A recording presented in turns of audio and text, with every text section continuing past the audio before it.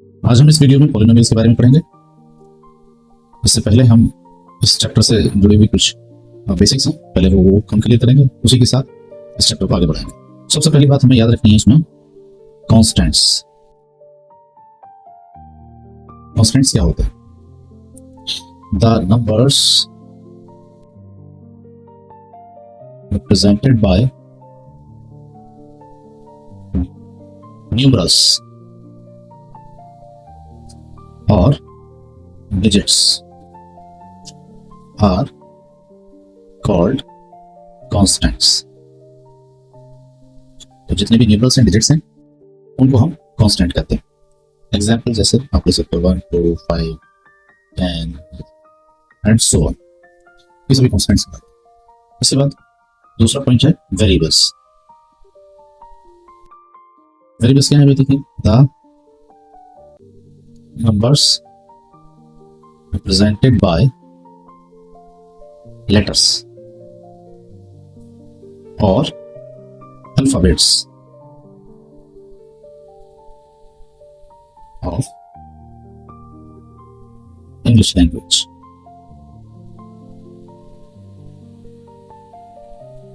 are called variables। अब ये जो वेरिएबल है, ये वेरी वर्ड से बना है, VARY। वेरी का मतलब होता है चेंज होना। ऐसे नंबर्स जिनकी वैल्यू चेंज होती रहती है। तो हम देखते हैं कि कहीं हम सॉल्व कर रहे हैं किसी पॉलिनोमियल या इक्वेशन में, जहां वेरिएबल आ रहा है उसकी वैल्यू किसी इक्वेशन में कुछ आ जाएगी, किसी इक्वेशन में कुछ आ जाएगी। तो इस वजह से हम वेरिएबल बोलते हैं।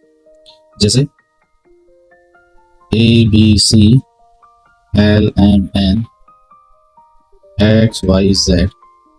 अब यहां पर एक बात नोट कर सकते हैं आप, the starting variables can be used as constants। ये शुरुआती जो कुछ वेरिएबल्स हैं, इनको हम एज अ कांस्टेंट भी यूज कर सकते हैं। जैसे मैं एक एग्जांपल इसका दे देता हूँ। जैसे मैंने ये ax प्लस b, ये एक लीनियर पॉलिनोमियल है, उसका एग्जांपल लिया है। तो यहाँ पर a और b ये कोई रियल नंबर है, रियल नंबर यानी कि कांस्टेंट्स। तो यहाँ x वेरिएबल है और a और b रियल नंबर है, यानी ये वेरिएबल नहीं है, a और b वेरिएबल नहीं है, यहाँ सिर्फ x वेरिएबल। ओके, इसके बाद अगला पॉइंट है टर्म। इसको आप कह सकते हो द ग्रुप ऑफ कांस्टेंट्स और वेरिएबल्स और बोथ separated by प्लस और minus sign are called terms। तो कुछ ऐसे ग्रुप्स जो सिर्फ कांस्टेंट के हों या फिर सिर्फ वेरिएबल के हों, या उनमें कांस्टेंट वेरिएबल्स दोनों हो सकते हैं, लेकिन उनको सेपरेट प्लस और माइनस साइन से किया गया, उसको हम टर्म कहते हैं। जैसे एग्जांपल ले लेता हूं मैं यहाँ, एग्जांपल 1। जैसे ले लिया मैंने 7 + 5, तो इसमें दो टर्म होंगे, 2 टर्म्स। इसी तरह से एक और एग्जांपल ले लेता हूं, x + y - z, यहाँ 3 टर्म्स हो गए। बीच में ये प्लस का और माइनस का साइन दिया है। इसी तरह से एक एग्जांपल और ले लेता हूं मैं, x y और z,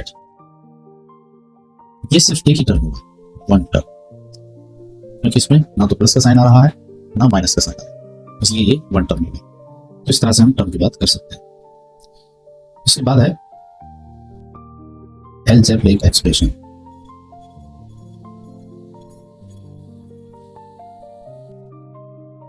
अलजेब्रिक एक्सप्रेशन क्या है? A group of terms written with the help of 4 basic operators। Basic operators क्या है? Plus, minus, multiply and division. तो बहुत सारे टर्म्स का एक ग्रुप जिसमें ये चारों ही साइन आते हो, उस तरीके से अगर हम लिखते हैं तो उसको अलजेब्रिक एक्सप्रेशन कहते हैं। is called an algebraic expression. Example, मान लीजिए 4x + 7 algebraic expression. एक और एग्जाम्पल ले लेता हूँ, 3x² - 4x + 5z दूसरी होगी। इस तरह से और बहुत सारी algebraic expression बना सकते हैं। अब इसके बाद बात आती है पॉलिनोमियल, जो कि हमारा चैप्टर है। अब पॉलिनोमियल क्या है अभी देखेंगे। एन algebraic expression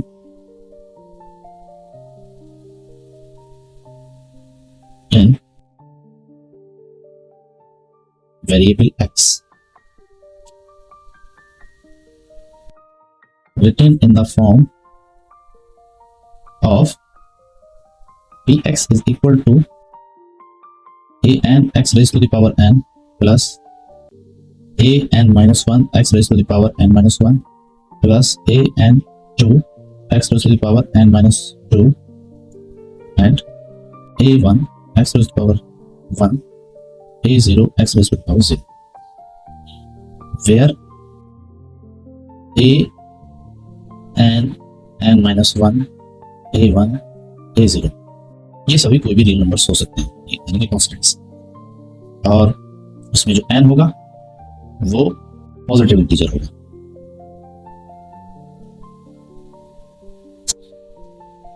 तो x वेरिएबल है, n पॉजिटिव इंटीजर होगा, और ये सब जो a दे रखा है ये सभी रियल नंबर होंगे।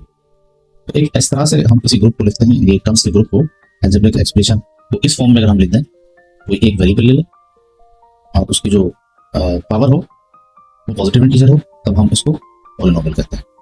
इसके बाद आता है types of polynomial.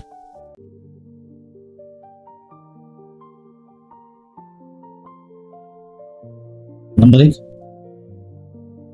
On the basis of terms. जैसे नंबर 1 मोनोमियल, एक ऐसी पॉलिनोमियल जिसमें एक ही टर्म, वन टर्म। एग्जांपल ले सकते हैं 5x 4x² y 7/5 y etcetera, ये मोनोमियल हो गया। दूसरा बाइनोमियल, ऐसा पॉलिनोमियल जिसमें दो टर्म्स, टू टर्म्स। जैसे एग्जांपल इसका x + y, इसी तरह से 5 - y, इसमें भी दो टर्म है, x² + 2x, इसमें भी दो टर्म है, तो ये कहलाएंगे बाइनोमियल। उसके बाद नेक्स्ट है नंबर 3 ट्राइनोमियल, एक ऐसा पॉलिनोमियल जिसमें 3 टर्म्स हैं, 3 टर्म्स।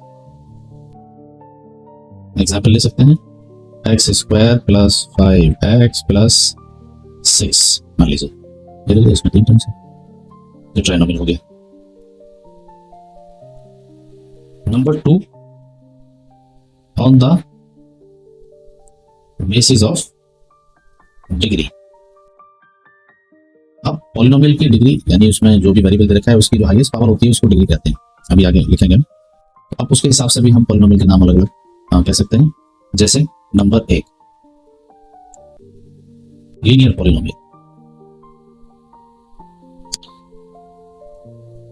अगर किसी पॉलिनोमियल की डिग्री 1 है तब हम उसको लीनियर पॉलिनोमियल कहेंगे। इसकी जो स्टैंडर्ड फॉर्म है वो ax + b, where a and b are real numbers, कोई भी रियल नंबर्स हो सकते हैं, a ≠ = 0 और n = 1, डिग्री 1 होगी। इस तरह से इसको आप लीनियर पॉलिनोमियल कह सकते हो। दूसरा है क्वाड्रेटिक पॉलिनोमियल, इसमें डिग्री 2 होगी, इसकी भी स्टैंडर्ड फॉर्म इस तरह से होगी ax² + bx + c, जहां पर a b c कोई भी रियल नंबर हो सकता है और a 0 के बराबर नहीं होगा, डिग्री इसकी 2 होगी। हाँ, इसका एग्जांपल लिख देता हूं, जैसे 4x प्लस 5, एक इसका एग्जाम्पल लिख देता हूँ, x square plus 5x plus 6। इसी तरह से नंबर 3 क्यूबिक पॉलिनोमियल, उसमें डिग्री होगी 3। Standard form ax cube plus bx square plus cx plus d, a b c d, any real number a not equal to 0 और n हो गया 3 degree. Example ले सकते हैं हम 4x cube plus 2x square plus x minus. Next है by quadratic polynomial, उसमें इसकी डिग्री होगी 4।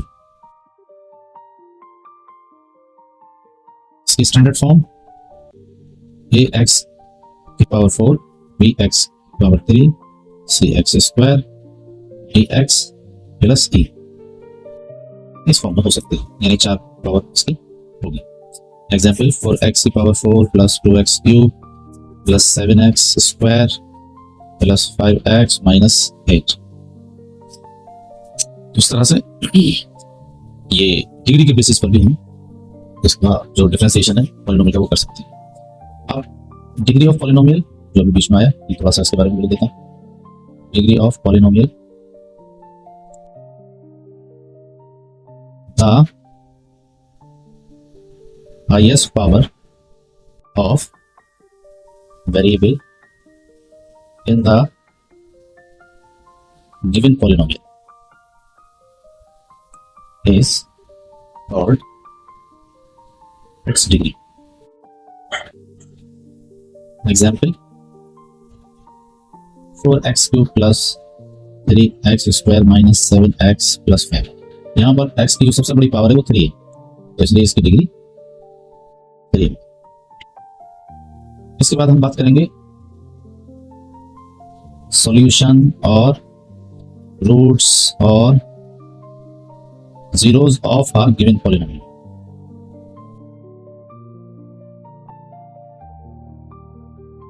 कोई पॉलिनोमियल दे रखा है तो उसमें कितने जीरो होंगे, या उनको हम रूट्स बोल सकते हैं, या उसके कितने सॉल्यूशंस होंगे। ठीक है, तो the value of variable at which the value of whole polynomial becomes 0 is called zeros of the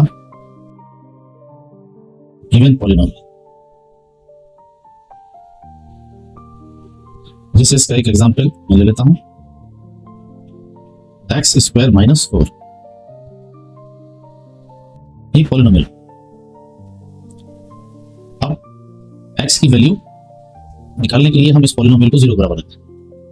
x की वैल्यू निकाल लेंगे, x square is equal to 4, then x is equal to square root of 4। It means x की 2 values आ गई, एक तो -2 और एक +2। Check कर लीजिए, चेक करेंगे x की जगह एक बार तो 2 रखेंगे हम, इसका नाम px is equal to this, तो p2 x की जगह 2 चेक करिए, 4 - 4 0। इसी तरह से -2 को भी चेक कर सकते हैं, 4 - 4 0। तो हमने देखा कि x की वैल्यू 2 और -2 दोनों ही रखने पर जो होल पॉलिनोमियल है उसकी वैल्यू 0 होगी। इस तरह से हम कह सकते हैं कि x की 2 वैल्यूज आई, एक -2 और एक +2, तो उतने ही 2 0 इसके आए। अब यहां पर एक नोट लिख सकते हो आप, the number of zeros of the given polynomial is equal to the number of degree।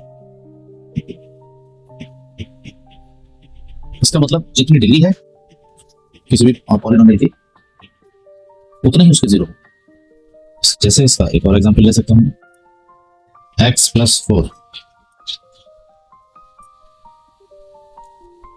तो अब इसमें जो डिग्री है कितनी है इसकी 1, तो इसके 0 भी कितने होंगे 1। इसी तरह से x³ प्लस 4x स्क्वायर 7। अब यहाँ इसकी डिग्री कितनी है 3, तो जीरोस भी इसमें 3 ही होंगे, यानी जितनी डिग्री है उतने ही उसके नंबर ऑफ जीरो भी होंगे।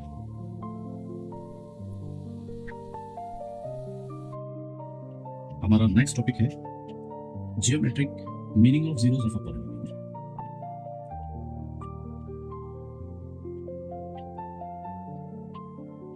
Geometric meaning of zeros of a polynomial, यानी आप कह सकते हैं graph.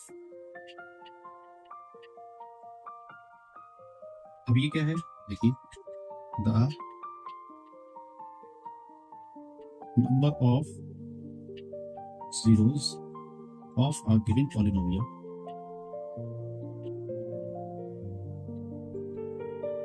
is equal to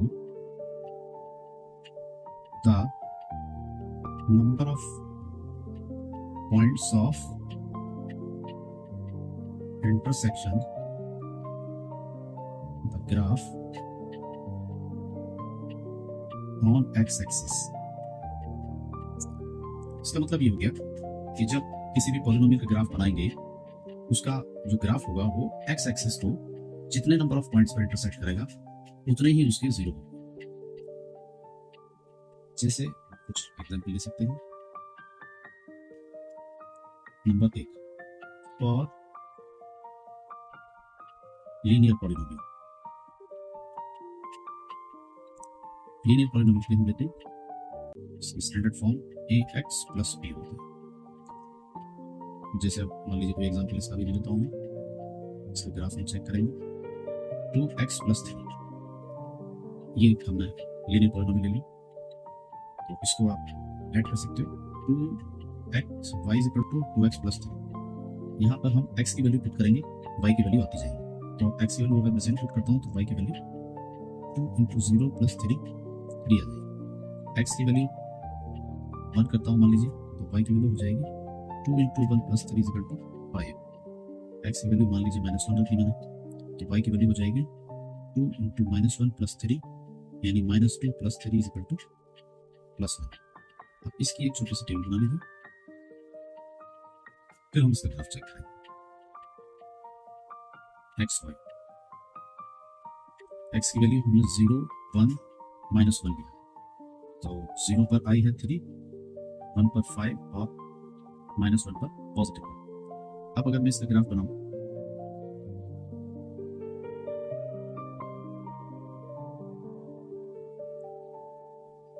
x axis है, ये y एक्सिस है, ये पॉइंट ऑफ इंटरसेक्शन है। x की वैल्यू कुछ माइनस में भी जा रही है, तो ये हो जाएगा y डैश, ये हो जाएगा x डैश। 1 2 3 4 5, 1 2 3 4, 1 2 1 2,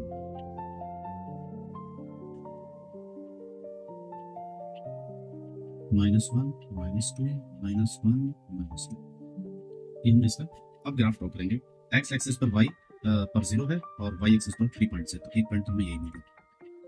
दूसरा x पर 1 है, y पर 5 है, तो ये मिल जाएगा। तीसरा x अगर -1 है तो y की वैल्यू 1 है, यानी एक पॉइंट हमें ये मिलेगा। अब अगर हम इन तीनों पॉइंट्स को ज्वाइन करते हैं तो एक स्ट्रेट लाइन आती है, तो हमें क्या पता चला कि लीनियर पॉलिनोमियल के लिए जब ग्राफ बनाएंगे तो ग्राफ कैसा आएगा, ग्राफ होगा स्ट्रेट लाइन। तो लीनियर पॉलिनोमियल के लिए ग्राफ स्ट्रेट लाइन। अब दूसरा केस ले लेते हैं, फॉर क्वाड्रेटिक पॉलिनोमियल।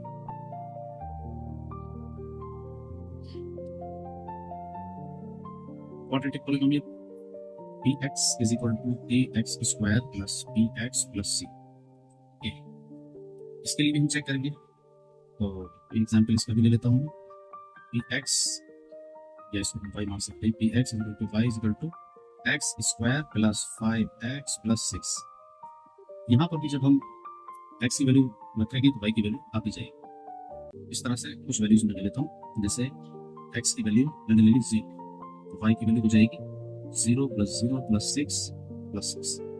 एक्स की वैल्यू मैंने ले ली 1, वाई की वैल्यू हो जाएगी 1 + 5 + 6, तो ये होगी 12। एक्स की वैल्यू ले लीजिए 2, वाई की वैल्यू हो जाएगी 2 × 4 + 10 + 6, ये हो गई 20। एक्स की वैल्यू -1 ले लीजिए, तो वाई की वैल्यू हो गई +1 - 5 + 6, तो 7 2 बचा। इसी तरह से -2 ले लें तो वाई की वैल्यू हो जाएगी 2 × 4 - 2 × 5 = 10 + 6, तो ये हो जाएगा 0। अब जब इसका ग्राफ आप बनाएंगे तो इसका जो ग्राफ है वो कुछ इस तरह से दिख जाएगा। कुछ वैल्यूज में ले लेता हूँ तो मैं कुछ पॉइंट्स दिखाऊंगा, बाकी ऐसा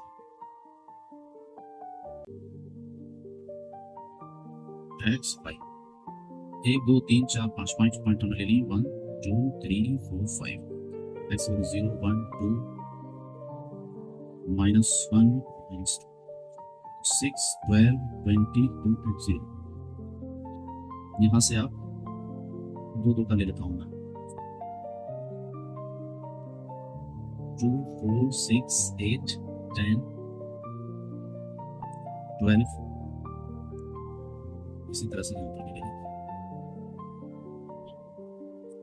2 4 6 8 10 12 14 16 and so। पहला पॉइंट है x पर 0 और y पर 6, तो पहला पॉइंट ये हो गया। फिर x पर 1 और y पर 12, दूसरा पॉइंट यहाँ आ जाएगा।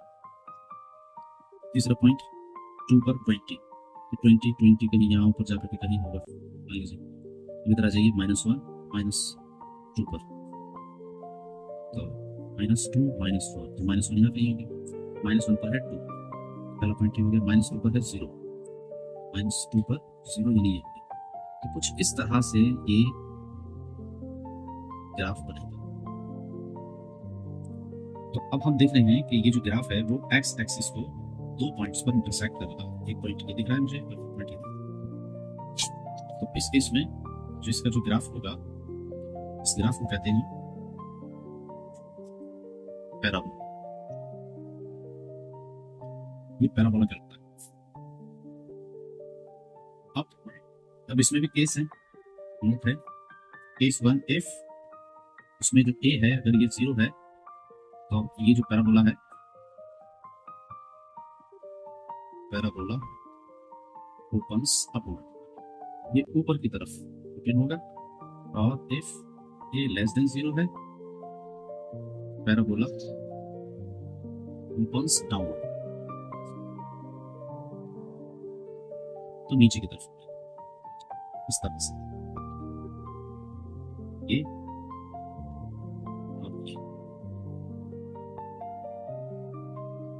हमने दो चीजें देखी ज्योमेट्रिक मीनिंग में, एक तो लीनियर पॉलिनोमियल के लिए स्ट्रेट लाइन होती है और क्वाड्रेटिक पॉलिनोमियल के लिए ये पैराबोलिक होता है। पैराबोला में दो कंडीशन है, अगर ये जो a कोफिशिएंट है ये पॉजिटिव है तो पैराबोला ऊपर की तरफ होगा। यहाँ देखिए ये कितना था, यहाँ पर 1 था, पॉजिटिव था, इसलिए इसका जो पैराबोलिक है वो ऊपर की तरफ होता है। आप ये अगर माइनस से हम कोई नंबर लेते -5 ले लेते तो ये नीचे की तरफ होता है। ठीक है, हमारा अगला टॉपिक है relationship between zeros and coefficients of a polynomial.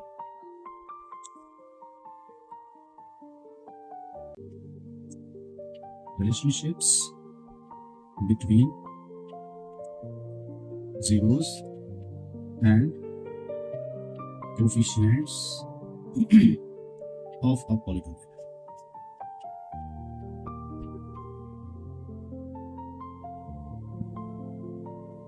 ये हमारा टॉपिक है।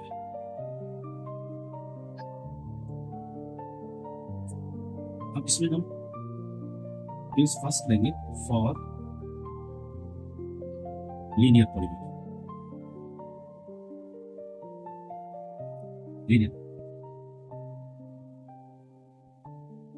लीनियर पॉलिनोमियल के लिए लीजिए px = ax + b, standard form होती है लीनियर पॉलिनोमियल की। तो इसको हम 0 के बराबर रखेंगे, यहाँ से x की वैल्यू आ जाएगी -b। तो x की वैल्यू इस केस में माइनस बी आ जाएगी। ये हो गया पहला केस। दूसरा केस फॉर क्वाड्रेटिक पॉलिनोमियल।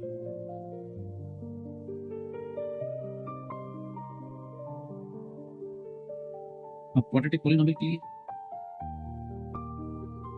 देखिए ये स्टैंडर्ड फॉर्म जानते हैं, ax square plus bx plus c. We have that a quadratic polynomial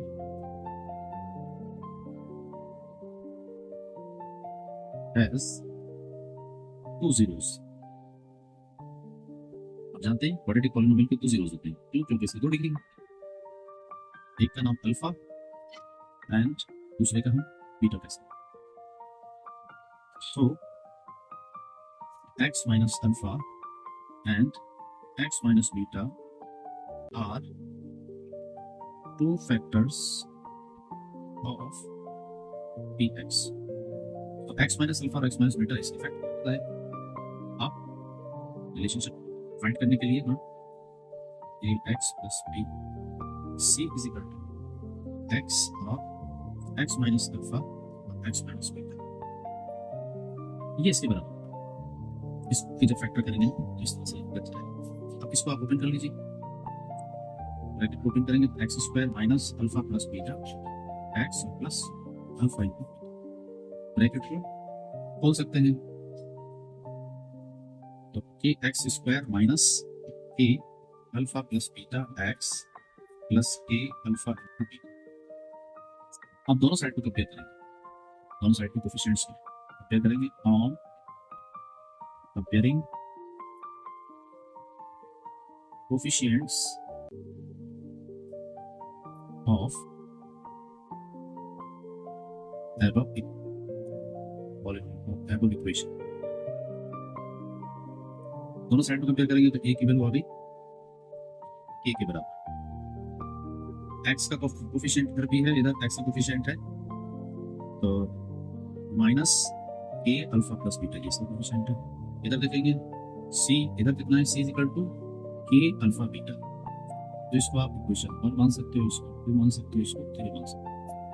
तो यहाँ देखेंगे हम फ्रॉम इक्वेशन 1 एंड 1 और 2 ले लीजिए। फ्रॉम 1 एंड 2 तो यहाँ हम देखेंगे a is equal to k और b is equal to minus k alpha plus beta. तो k की वैल्यू हम यहाँ रख सकते हैं तो b is equal to minus a और alpha plus beta.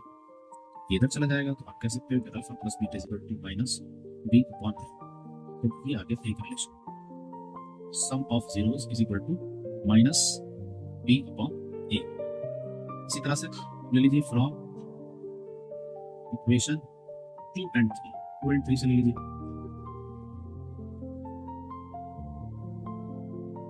1 and 3, equation 1 and 3। तो यहाँ c इज इक्वल टू हो गया a और alpha beta. Alpha beta is equal to क्या आएगा, c अपॉन a। भी पूछना है इस तरह से दो रिलेशनशिप क्वाड्रेटिक पॉलिनोमियल के लिए the sum of zero is equal to minus b upon a और product of zero is equal to c। यानी a b c ये कोफिशिएंट से और अल्फा और बीटा इनकी जीरोस थे तो दोनों में रिलेशनशिप इस तरह से बच जाएगा। इसके बाद हम देखेंगे formation of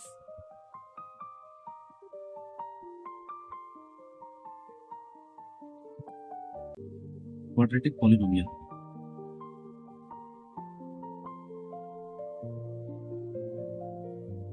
if sum and product